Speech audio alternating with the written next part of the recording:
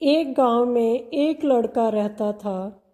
लड़का पढ़ाई में बहुत होशियार था, लेकिन अफसोस उस लड़के से पढ़ाई हो नहीं रही थी क्योंकि वह अपना घर भी चला रहा था। वह हमेशा फार्म हाउस पर जाता और दिन भर वहाँ काम करता और शाम को घर वापस आकर वह थोड़ी बहुत पढ़ाई कर लिया करता था।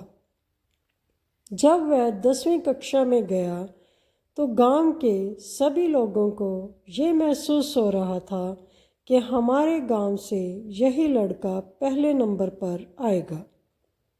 गांव के सभी लोगों को पता था कि वह लड़का पढ़ाई में बहुत होशियार है।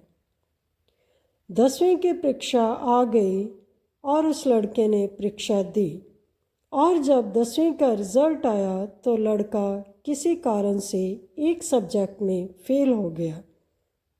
जब गांव के लोगों को पता चला तो वो लोग उस लड़के को ताने देने लगे, उसका मजाक उड़ाने लगे। जब वह अपने घर से अपने खेत या खेत से अपने घर जाता तो रास्ते पर उससे जितने लोग मिलते वह सब उसे ताने देते रहते। बात बात पर ताने लेके लड़के को बहुत परेशानी होती।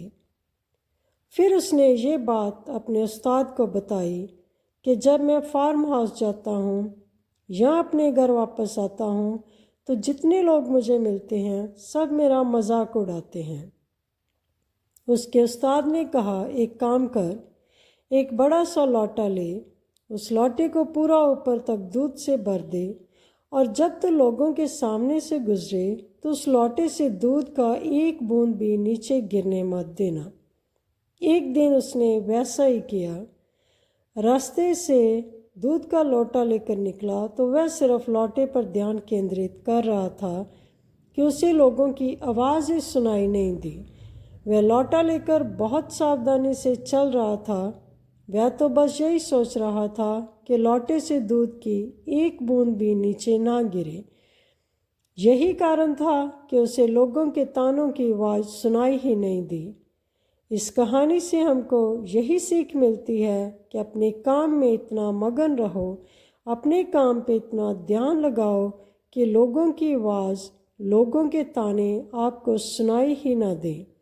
जैसे कैमरा अपने सब्जेक्ट पर फोकस करता है और बाकी सारी चीज़ों को वह धुंधला कर देता है, उसी तरह आपको भी केवल अपने टारगेट पर फोकस करना चाहिए। बाकी चीज़ें तो अपने आप ही धुंधली हो जाएंगी। Thank you.